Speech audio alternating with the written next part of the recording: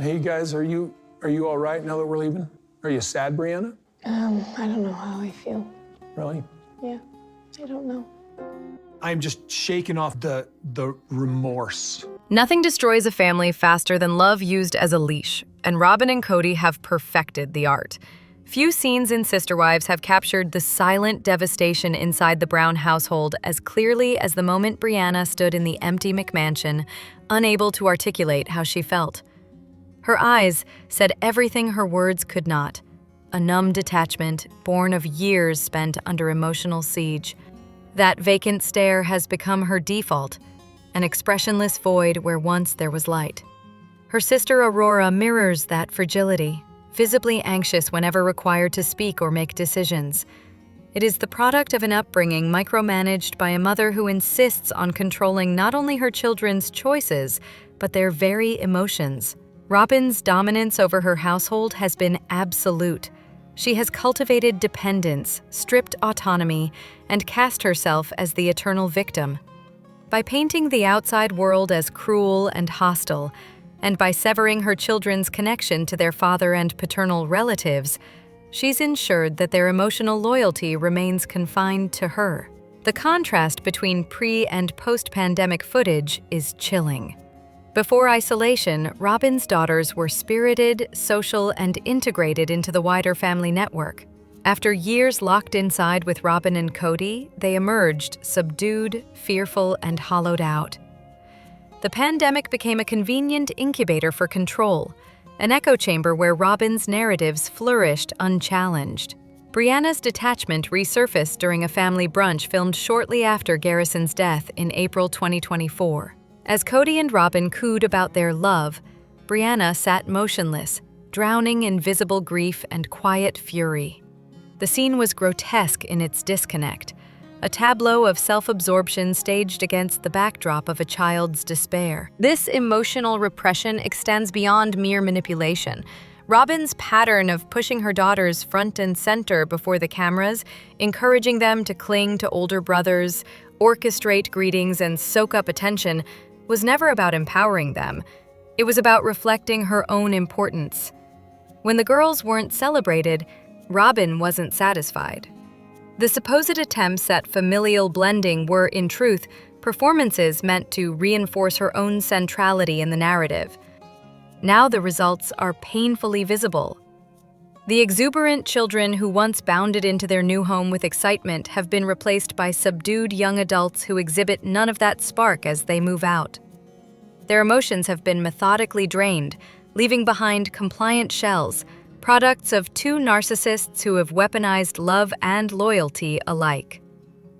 One can only hope that someday, those years of footage serve a better purpose than television ratings. They may become evidence, breadcrumbs leading future therapists through the maze of manipulation, gaslighting, and control that shaped these children's lives. Because while Robin and Kody continue to script their fantasy of eternal devotion, the truth plays silently in the eyes of their children, the unmistakable look of those raised in captivity. She wanted to be the favorite, not the only one left standing with Kody Brown. And now she's realizing the prize she fought for is the punishment she's living with. Somewhere between the scripted chaos and the self-righteous monologues of Sister Wives, a tragicomedy has unfolded. Robin Brown, the self-proclaimed spiritual soulmate, seems to despise the man she fought so hard to monopolize. What began as a masterclass in strategic positioning, a woman securing the best financial seat in the Brown family's collapsing theater, has turned into a long-term hostage situation of her own making. It's not difficult to trace the arc. Robin never fell in love with Kody. She fell in love with what Kody provided. The lifestyle, the house, the assurance that she would never have to work again. These were the aphrodisiacs that fueled her devotion. Not his hair, not his erratic energy, and certainly not his horn dog persona. Her attraction was purely transactional. She treated Kody like a paying client, grateful, indulgent, and performatively affectionate so long as the checks cleared and the spotlight favored her. When Robin joined the family, her stated mission was security, a word she repeated like a prayer and wielded like a weapon. She didn't crave romance, she craved stability. A man who could bankroll her children, validate her martyrdom, and make her feel special in comparison to the other wives. Being the favorite was the goal. Being the only was never part of the plan. Unfortunately for Robin, she succeeded too well. Once the other wives exited the stage, taking their chaos and competition with them, she was left alone with the prize she'd schemed for. A man whose manic energy and endless self-importance are now hers to endure, day and night. The look on her face during his affectionate outbursts says it all. Embarrassment, irritation, mild horror. She no longer sees a husband. She sees the cost of winning. Kody, for his part, is a man intoxicated by devotion and allergic to introspection. He doesn't love Robin. He loves her adoration. He loves how she once made him feel like a conquering hero, rescuing the damsel who needed him. But that fantasy has expired, and all that remains is an aging narcissist and the woman who enabled him, now visibly repulsed by the very man she once giggled over in the early seasons. The irony is delicious. Robin wanted a polygamous setup that centered her comfort and minimized her labor. She wanted to be the favorite wife who could summon or dismiss her husband like a personal assistant. Instead, she's stuck in monogamy with a man she finds exhausting, surrounded by the ghosts of women who escaped. In the end, Robin didn't marry her soulmate. She married her meal ticket. And now that the tabs come due, she's learning the hard truth of every transactional romance. When you marry for money, or in this case, power and prestige, you earn every penny of the misery that comes with it. The sister wives' empire may have crumbled, but the real leader quietly rose from the ashes. And it isn't Kody. It's his daughter, Maddie. In a family once defined by chaos, hierarchy, and performative affection, Maddie Brown has quietly done the unthinkable. She's become the matriarch without even trying. While the rest of the Sister Wives universe spirals into public melodrama or strategic self-promotion, Maddie has managed something far more subversive: stability. It's not that she's campaigning for the title. There are no teary confessionals or brand-building tantrums here. Instead, she's done what the original matriarchs failed to sustain. She's gathered the family under one orbit. North Carolina, of all places, has become the new emotional headquarters for the Brown diaspora. And though her leadership may not come with crowns or cameras, it carries far more influence than Kody's long-lost patriarchy ever did. Of course, not everyone is here for the Maddie show. Her husband Caleb draws a mixed review. Some find him endearingly grounded. Others find him, well, painfully cringe. But even his awkward earnestness feels refreshingly benign compared to the manipulative charm of past in-laws. Tony, for instance, might still hold the record for most quietly insufferable wedding guest in Brown family history. Maddie's true power lies in her authenticity. She doesn't chase controversy or weaponize tears for screen time. She's raising 4 children, managing a life rooted in something resembling normalcy, and still, somehow, maintains ties with multiple siblings. In a clan where relationships often dissolve under the weight of ego and emotional neglect, that alone is a feat of diplomacy. Some argue that Aspen could wear the crown just as easily. She's equally grounded but chooses quiet over camera. Fair enough.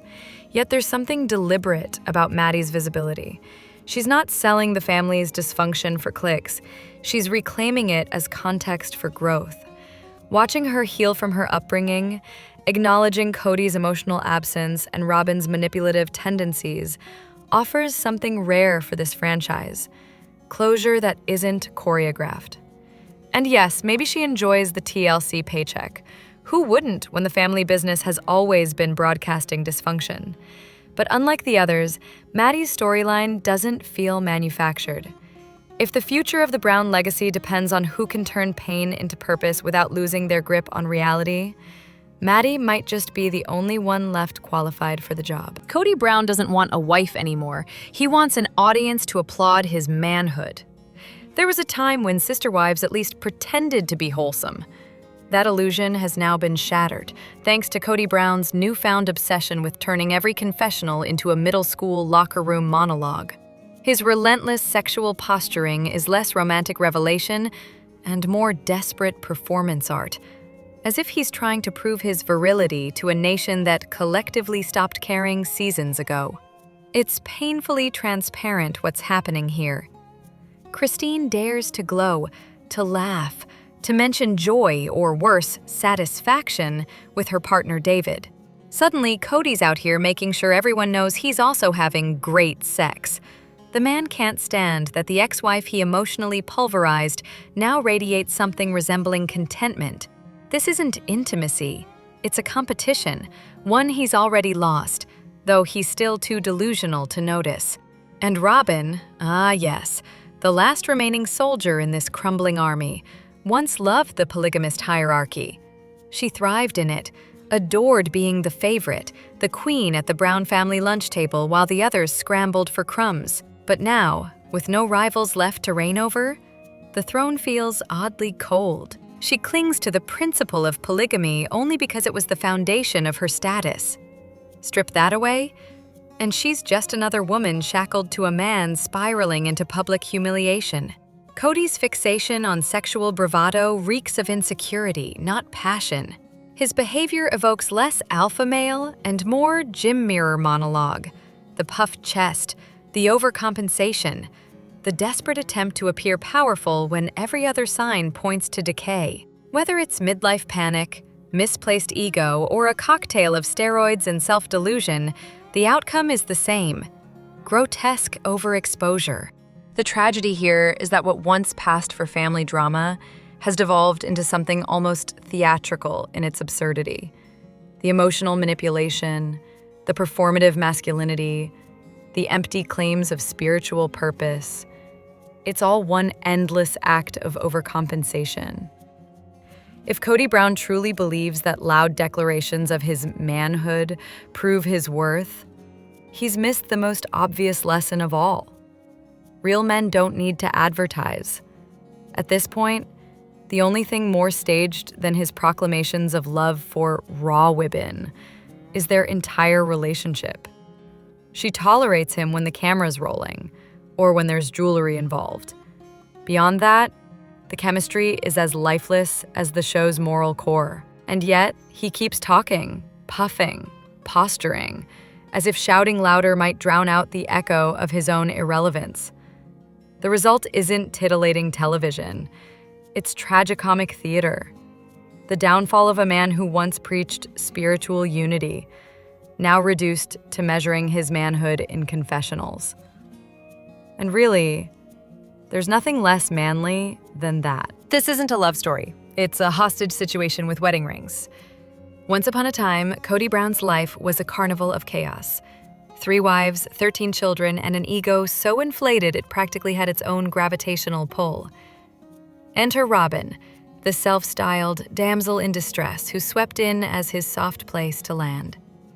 She was his sanctuary after the exhausting whirlwind of the OG wives.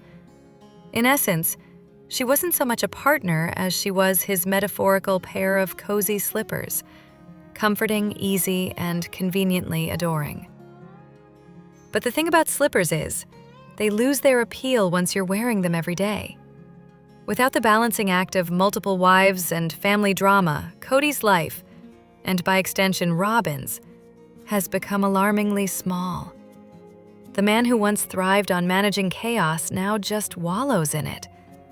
He's visibly unhinged, deeply unhappy, and, by all accounts, unbearable to live with. Robin, meanwhile, has long since shed the delicate flower routine.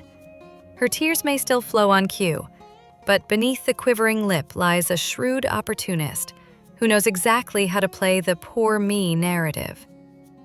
Some speculate she's simply biding her time, waiting for the inevitable day the show gets canceled before she packs her bags, heads down to a tidy law office in Flagstaff, and files for divorce.